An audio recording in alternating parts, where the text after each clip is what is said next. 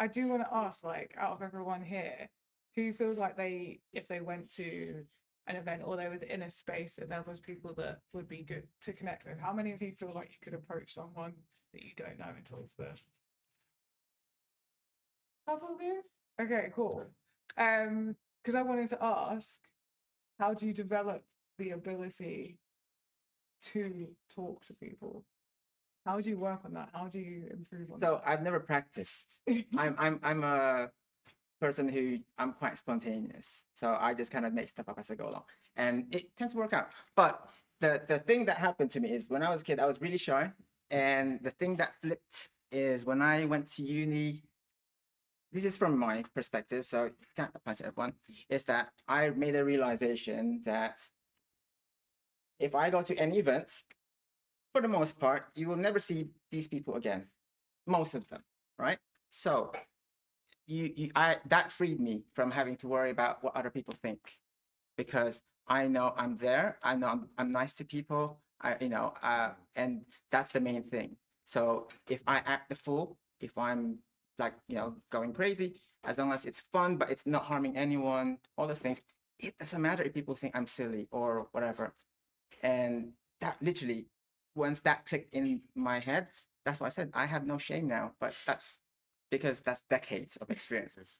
But it's the barrier of everyone's so worried about what other people think about them, especially with social media, because social media made that worse, because we are all narcissists to a certain level, which is healthy. Social media tipped to the point where you want everyone to like you, you want everyone to validate you, and that doesn't help when you're shy at the beginning and you now have to network with people. It's daunting.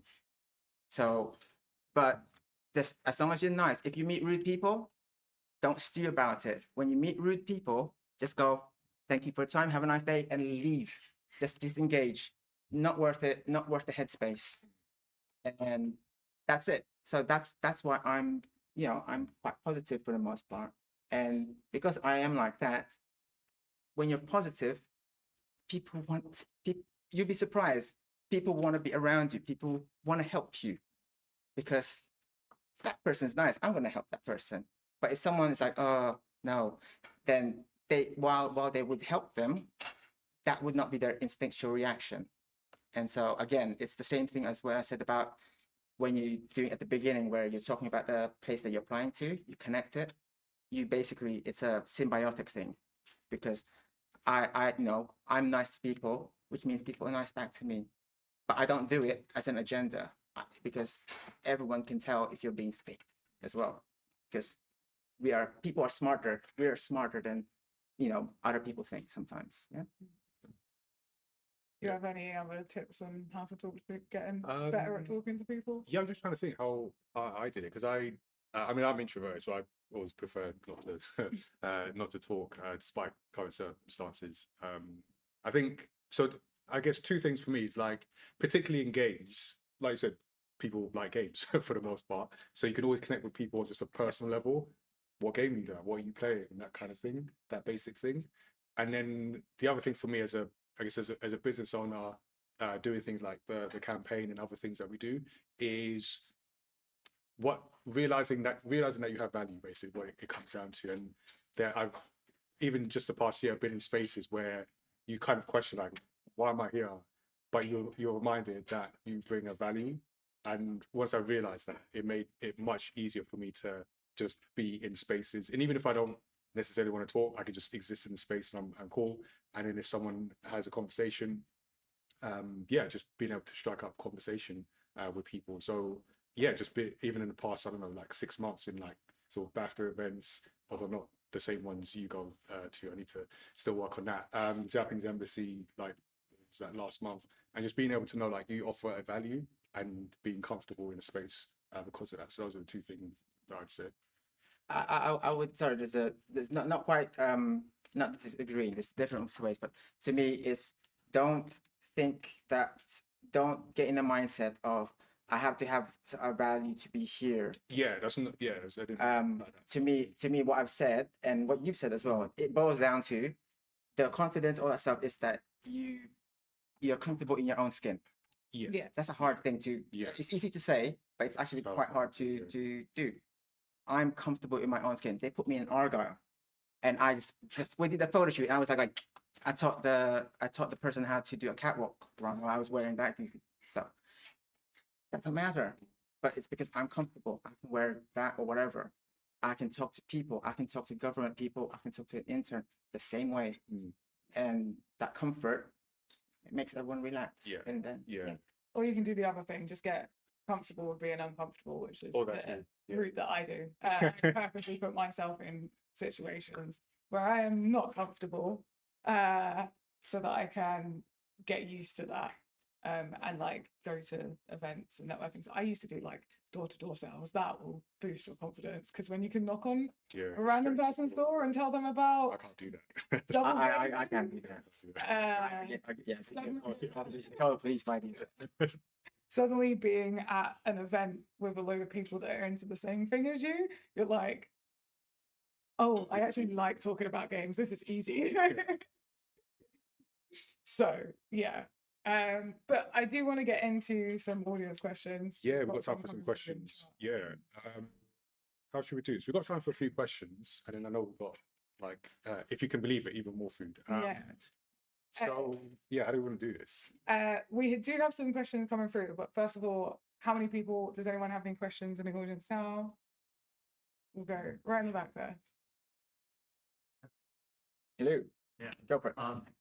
Regarding people who are coming into the industry who don't have experience, they usually wear a lot of places will ask for X amount of years of experience, but if you're a startup when you come in, how is it typically on people from negotiating when it comes to say an interview or coming to, you know? I mean, if you start, so you're saying that if you're starting off as you don't really have industry experience, and Yeah, it also it relates to what we were talking about earlier about knowing the value of your own work. Yeah. Right? Because if they're coming in to interview for a role, Yeah. they're gonna have to negotiate, obviously, but without Yeah. experience. without any experience, without any professional experience, is what I would say that to, because you would have had your own stuff as well. So that don't discount that, like your personal projects, all those different things, the things that you worked on while you're studying, all those things count because it shows your aptitude, it shows you learning, it shows your progress, and it's basically shows you, especially things like coding, it shows you what level you're at, like what version of whether you code in C++, C#, do you use Unreal, Unity? Are you used to customize engines? Do you make, I've had friends build their own freaking engine. I'm like going, that's a lot of time, man. And all those things, it shows. And especially now when you're doing coding, as an example, C++, Unity, Unreal, C++, C#, right? If you can demonstrate, you can use those, makes you stand out so much more straight away. And so use your project, polish them up, make sure that your repository or your portfolio, they're up to date, and that you're if I can see that you've been working on it, there's like no giant gaps, that also shows that you're constantly learning and not just sitting on your ass. And that helps. It's motivation. I look for someone who's motivated. And yeah, that's it. So I have a question here from Chan Digital, and bullet points on this one because we're running out of time. All right, okay, cool. Speed round. What are three things that you look for when hiring new talent? Ambition, passion, technical skills, important. How they fit into place, so communication, the vibe. And the other one is, it's drive, proactiveness. I want to see you, how are you going to solve a problem?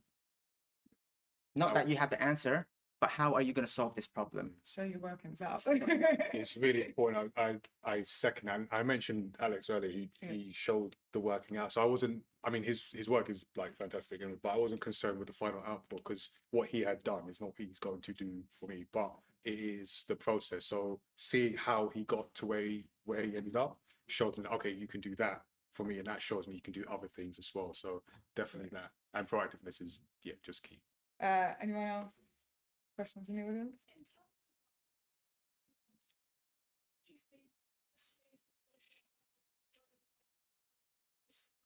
So having it on art station, things like that, there straight away. Never password your portfolio or your whatever site you point people to. I've had so many applications of things like that. They password it, and it's like, and if I have to contact you and I can't reach you, I would put you back and I would process everyone else before I get back to you again. So never put any barriers between you, and just try to make your work available as much as possible. Do those things, social media, where when people do those art days, things like that. That helps. And follow people that are in the industry. 'Cause again, they do these things where they boost people. Seriously, it helps. It helps. And Alex Freeman asks, how do you present your passive skills on your CV? You can't really. You just have to basically list them. You have to list them, but keep it concise. Don't waffle like I'm waffling right now. Because the CV is where you keep it as succinct as possible. So literally look for the definition if you want to make it more eloquent, whatever, but just keep it succinct. And then just literally, there's no shame in just defining it or just listing it, bullet points. So yeah. And then again, quick fire one. Can you negotiate some of your benefits in your contract as a freelancer? And if so, what benefits should you try to get? So that's depends from studio to studio. Most don't, because that's where they pay you more to kind of compensate. But if you want to do stuff like that, then you can, although it's you have to know how much you can push on it, because if they look like they're gonna give you resistance or or even turn you down and pick someone else, it's not worth it. Just up the money. Because that's what they understand when they do contracting. Do it that route, because then you still, but just whenever you charge someone, factor in everything, and then see if it matches what they're offering, and then you can negotiate it that part, and that's fine. Cool. Time for one more question, maybe? Yeah, I think we can do. So give an example, like say you started a part-time job at a gaming company. Yeah. And for other years you you also show like great progress in how you work, and to the point where you've been considered like a professional or like a senior, but your new skill set doesn't like match what you should be like earning. I'm sorry, I'm not writing the right time. So you basically just kind of like almost not switching disciplines, or switching like you've done one thing and you're considered more senior in that level, but then you moved to a different field. Oh no, sorry, but I mean like the pay you get, Yeah. staying the same. It's not like in like. So Yeah. oh, I mean, so if you're negotiating pay, any kind of pay related stuff, every the biggest thing I can give you now is paper trail. Create a paper trail about everything. If you do something that's noteworthy, have it written down somewhere that, oh, I did this. All right. If you do something outside of your job spec, anything outside of your job spec, write it down. Create an email chain with your managers or whatever. These are all very important, because what happens is when it comes to review, if you do not make a note of that, they'll try to slyly put that in your job. But you got, nope, each of those things is worth. This is your accomplishments. So Thank you. Cool. I know there are more questions, but we do need to wrap things up. We've got like loads of cupcakes to get eaten before we leave. So yeah, that's the end of it. We hope that you have learned something today, and we can continue the discussion as we go. Sorry, Henry's like pointing at stuff. I don't know what he's pointing. Oh yeah. And hopefully that has helped you in some way. We encourage you to continue the discussion in the Discord or over social media. mayamada on Twitter and at mayamada TV on Instagram.